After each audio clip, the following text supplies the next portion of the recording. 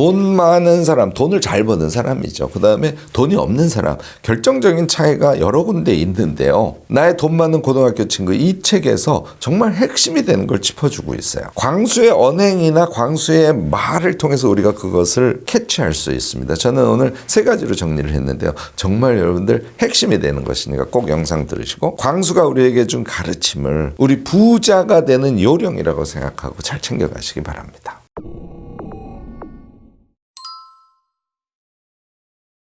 네, 요새 엄청 베스트셀러가 돼서 잘 팔리는 책이죠. 송희구 작가의 나의 돈 많은 고등학교 친구라는 책인데요. 너무너무 일단 쉬워요. 광수하고 영철이가 두 주인공으로 등장해서 두 아들이 또 등장하고, 스토리라인은 여러분들이 읽어보시면 알겠지만 줄줄줄줄줄 익히고 사실 전혀 복잡하지 않은 스토리라인이에요. 그런데 그 안에 부자의 생각법, 부자의 행동 방법, 부자의 습관들, 이런 것들이 잘 박혀 있고요. 대비되는 영철이, 그러니까 부자가 아닌 일반 회사원이죠.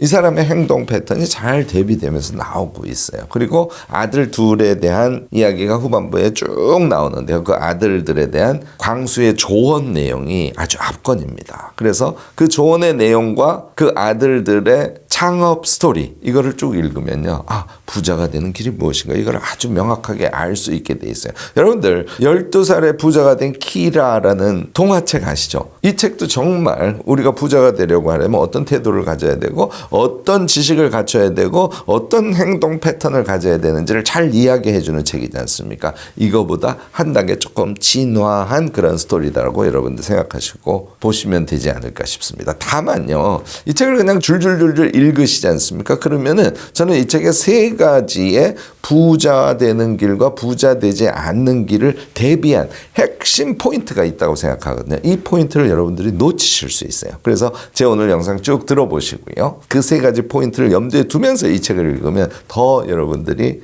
좋은 교훈, 좋은 인사이트를 얻어낼 수 있지 않을까 싶습니다.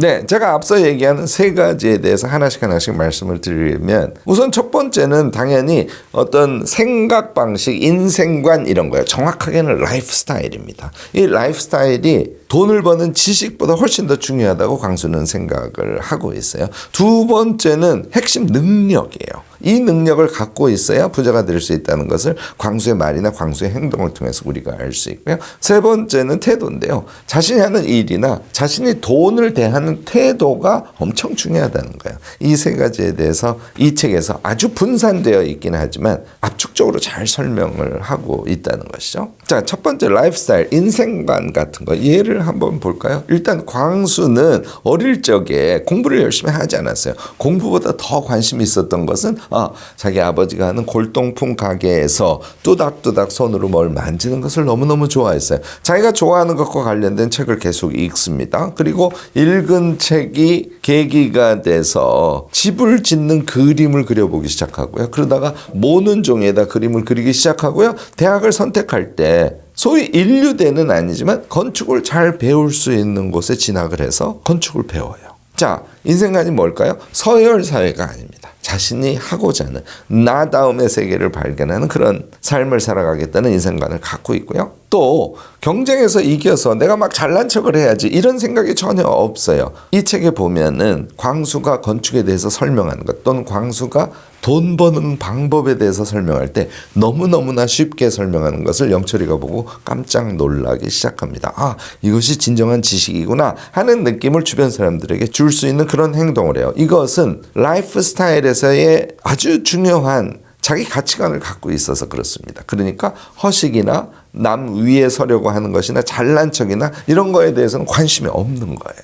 그러니까 진실을 얘기하고 그것이 사실인 것을 사람들에게 나누어 주려고 하고, 또 자기가 정확하게 인식한 지식 내용을 가지고 일을 하고, 이런 것이 몸에 완전히 배어 있죠. 자, 두 번째, 광수는 그러면 어떤 능력을 갖고 있길래 부자가 됐을까요? 일단 말이죠, 여기 보면 루틴을 세팅해서 무엇인가를 하는 것을 볼 수 있습니다. 예를 들어서 첫 삽을 뜨는 것은 몇 시에 반드시 한다라든지 이런 게 일종의 루틴들이죠. 그 다음에 무엇인가를 선택할 때 자신의 합리적 판단에 근거해서 생각에 따라서 중에서 무엇인가를 자신 있게 선택을 합니다. 이 소설의 첫 장면이 놀이공원에서 프리패스 티켓을 사서 줄을 서지 않고 광수하고 광수 아들이 놀이기구를 타러 들어가는 그런 모양이 나옵니다. 이거 언뜻 생각해서는 불공정한 것 아니냐 이렇게 우리가 생각할 수 있죠. 광수는 이 점에서 명확한 자신의 판단 기준을 갖고 있어요. 그러니까 생각하고 판단하고 자기 가치관에 의거해서 자유롭게 행위를 하는 것이죠. 차는요, 셀러리맨인 영철이보다 더 후질구리한 옛날 차를 몰고 다닙니다. 그런데 집은 정말 호화로운 곳에 살고 있고요. 또 놀이기구를 탈 때는 시간을 절약할 수 있도록 얼마든지 돈을 사용해서 줄을 서지 않는 길을 선택해요. 그것이 옳건 그르건 간에 이 영상을 들으시는 분들, 광수하고 다른 가치관을 갖고 계신 분들도 계실 거야. 하지만 광수는 그런 자신의 명확한 가치관을 가지고 자유를 추구하면서 살아갈 수 있는 그런 판단 능력을 갖고 있어요. 제가 세 번째로 드는 능력, 이것이 저는 정말 이 소설을 보고 너무너무 좋다, 이 얘기를 사람들에게 전해주고 싶다 하고 생각했던 것인데요. 광수는 생각력을 갖고 있습니다. 제가 항상 평상시에 주장하는 게 생각력이 엄청 중요합니다. 이게 돼야 전략적인 인간이 될 수 있고요. 이게 돼야 무엇인가의 내용을 자기가 잘 흡수할 수 있고요. 자기화해서 자신의 생각을 잘 정돈해 갈 수 있습니다. 이런 말씀을 계속 드리죠. 이 생각력인데요. 이 소설을 보면 어떤 내용이 나오냐면 광수는 생각을 계속하면서 집을 어떻게 지을 것인지를 구상합니다. 또 클라이언트죠. 그 집을 지어달라고 얘기한 사람들의 어떤 바램이나 이런 것들을 계속 생각을 해요. 그리고 그것을 설계사를 동원해서 설계도면에 잘 담을 거 아닙니까? 자, 이 설계도면이 광수에게 어떻게 보이냐면요. 기초를 이제 설계도면에 의거해서 공사를 하지 않습니까? 그러면 그 위에가 이제는 마치 입체적으로 건물이 그려진 모양처럼 상세하게 머릿속에 떠오르는 거예요. 이게 생각력이에요. 그러니까 그냥 설계도면을 놓고 기계적으로 그것을 적용하는 것이 아니라 광수의 경우는 자신의 생각력을 가지고 그 일을 구체적으로 어떤 단계로 그 단계에서 실행을 할 때는 어디 포인트를 두고 그것을 해야 하는지, 이게 생각력을 통해서 쫙 머릿속에 정리가 되는 것이죠. 설계도면을 보면 건물이 입체로 올라오는 것처럼 그렇게 생각이 진전되는 것과 똑같이 말입니다. 결국은 이 생각력의 사이즈에 따라서 우리는 돈을 잘 벌 수 있는 사람이 될 수도 있고 그렇지 않은 사람이 될 수도 있어요. 세 번째, 광수가 보여준 부자가 되는 길, 태도입니다. 태도는 말이죠. 여러 가지가 있는데 그중에서 가장 중요한 것은 역시 일과 돈을 대하는 태도예요. 광수는 일을 대하는 태도가 항상 천직론에 가깝습니다. 이거 제가 안젤라 더크워스의 그릿을 소개하면서 나는 지금 벽돌을 쌓고 있습니다. 나는 지금 건물을 짓고 있습니다. 나는 하나님의 성전을 짓고 있습니다. 세 번째가 천직이라고 말씀을 드렸죠. 이 책에도 보면요. 본래 광수가 일하던 회사의 사장이었죠. 그 사장이 현장 소장을 하고 있어요. 그 현장 소장에게 영철이가 지금 이 일을 왜 이렇게 하고 계십니까? 했더니 나는 지금 사람들의 희망을 짓고 있습니다. 이렇게 대답하는 대목이 나와요. 똑같은 얘기를 광수가 합니다. 그러니까 그들은 이 일을 대하고 자신이 현재 삶을 살아갈 때 그것을 정말 의미 있는 것으로 생각하면서 그 의미를 추구하면서 일을 하는 사람들이에요. 돈을 벌기 위해서 하는 사람들이 아니라. 사실 그 의미를 추구하는 과정을 통해서 들어오는 돈만이 정말 엄청난 비약적 성장의 가능성을 갖는 돈이다. 그러니까 돈을 그냥 버는 것이 아니라 비약적으로 성장시키면서 돈을 벌 수 있는 힘이 바로 거기에 있다라는 것을 태도로 보여주는 것이죠. 돈에 대한 태도는 뒷부분에 무인도와 뗏목, 돛에 대한 비유가 나옵니다. 무인도에 내가 갇혀 있을 때 나는 뗏목을 열심히 만들 수 있는 의지가 있어야 돼요. 그래야 무인도로부터 육지로 나갈 수 있는 거지 않습니까? 그래서 이 뗏목을 두 가지로 얘기하는데 정말 저는 돈에 대한 중요한 태도라고 생각해요. 하나는 종잣돈이고요. 또 하나는 지식이에요. 다시 말해서 능력이죠. 우리가 돈을 벌려고 하면 엄청난 절약을 일정 시기는 해서 종잣돈을 만들어야 된다는 게 광수와 같은 돈을 번 사람들의 공통된 생각이죠. 두 번째는 그 돈만 가지고 우리가 일을 할 수 있냐? 그렇지 않습니다. 선공부 후 실행을 할 수 있는 공부의 능력, 지식을 갖고 있어야 되고요. 그것을 더 구체적인 실행 능력으로 발전시킬 수 있는 그런 능력이 몸에 붙어 있어야 돼요. 이것을 붙일 수 있는 그런 태도를 가지셨을 때 우리는 비로소 돈을 벌 수 있게 되는 것이죠. 뗏목을 타고 가다가 옷가지를 이어서 돛을 만들었다고 칩시다. 그러면 바람에 의해서 뗏목을 짓지 않아도 이제는 돛담배가 돼서 순항을 하겠죠. 이 돛을 달아주는 것을 자본이라고 이야기하고 있어요. 자, 자본이란 돛을 달면 부의 상승 곡선이 어떻게 된다고요? 이렇게 올라가는 것이 아니라 이렇게 올라가는, 우리가 부의 추월 차선에서 배운 개념들이죠. 이런 것을 광수의 이야기를 통해서 이 책은 잘 얘기를 해주고 있습니다. 마지막 태도가 가장 결정적이에요. 돈을 그렇게 많이 버는 이유가 뭐예요? 라는 질문이 중간중간 나옵니다. 자유입니다 라고 대답을 해요. 나는 돈을 통해서 자유를 사는 것이고 나의 삶에 자유를 추구하는 것, 그것이 내가 돈을 버는 목적이라는 것이 명확하게 나와요. 돈에 대한 욕심이 사실은 없는 것일 수도 있죠. 여러분들 여기까지 들으면요, 이 소설에서 여러분들이 배울 수 있는 교훈이 너무 일반적이라고 생각하실 가능성도 있습니다. 제가 그런 우려 때문에 다시 한번 말씀드리지만, 오늘 제가 정리해서 말씀드린 이 세 가지 핵심 내용을 꼭 메모해 보시기 바랍니다. 메모해 보시고요, 자기가 어떤 경제적 행위를 할 때 지금 메모한 내용과 자신의 생각 방식이나 자신의 행위 방식이 일치하는지를 꼭 체크해 보시기 바라요. 정말요, 저도 깜짝 놀라는데 너무너무 이 세 가지의 반대 방향으로 행위를 할 때가 많다는 걸 우리를 발견할 수 있습니다. 저는 이 책에서 제시하는 이 세 가지 돈을 잘 벌 수 있는 원칙, 이것을요 항상 메모해 두고 우리가 일상의 삶을 살아갈 때 이 메모대로 행위하고 있는지를 체크하시고 점점 라이프 스타일의 측면에서, 그리고 자신의 능력의 측면에서, 그리고 자신이 삶을 살아가는 태도의 측면에서 광수와 같이 하고 있는지를 여러분들 점검해 보시고 광수를 따라 해보는 그런 노력을 한번 해보시면 좋지 않을까 싶습니다. 자, 가난한 친구는 이 소설에서는 영철이로 나오지 않습니까? 사실 가난하지 않아요. 왜냐하면 엄마의 말을 잘 듣고 공부를 열심히 해서 대기업에 취직을 해서 차도 벤츠 E클래스를 타고 다니고 분당에 사는 사람이에요. 성공한 사람으로 보이지만 우리 주변에 일반적으로 있는 중산층의 대표격이라고 할 수 있죠. 자, 그렇게 어릴 때부터 열심히 살고 공부도 잘하고 했던 영철이가 왜 가난한 사람이 되었을까요? 저는 첫 번째는요, 출발부터 조금 비뚤어져 버렸다 이렇게 생각합니다. 우리 그렇게 사는 사람이 정말 많아요. 영철이가 우리를 그냥 그대로 표상해줘요. 엄마의 말을 열심히 듣고 공부를 열심히 하고 하는 것만 했던 거예요. 시험에 대비하고. 그래서 어릴 때부터 경쟁 사회에서 이겨야 된다라는 그런 것을 배우고 자랐어요. 그리고 할 줄 아는 것은 사실은 학교 공부밖에 없어요. 이것에 비해서 광수는 손재주를 키웠고, 그다음에 자기가 궁금한 것들을 쭉 교과서가 아닌 책을 읽으면서 성장을 했어요.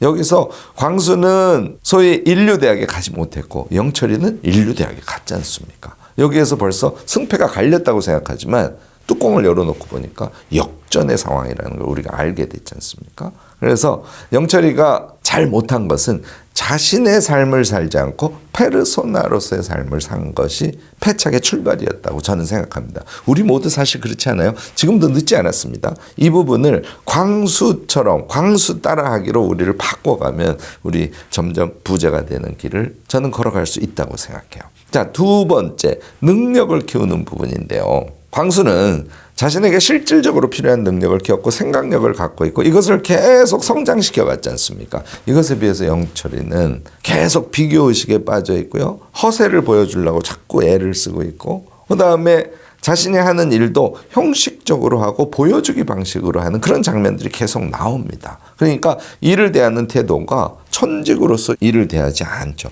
자기가 현재 하는 일에 의미를 부여하고 그 의미 있는 일을 정말 의미롭게 잘하려고 하는 그런 동력이 작동하지 않으니까 어떻게 능력을 키워갈 수 있겠어요. 이 모습도 사실 우리의 모습을 보는 것 같지 않습니까? 저는 그래서요, 내가 원하는 회사에 들어가서 일을 하고 있다면 그 일의 의미에 대해서 광수처럼 꼭 생각하실 필요가 있다고 봐요. 그게 안 되면 우리의 성장이라는 게 쉽지가 않습니다.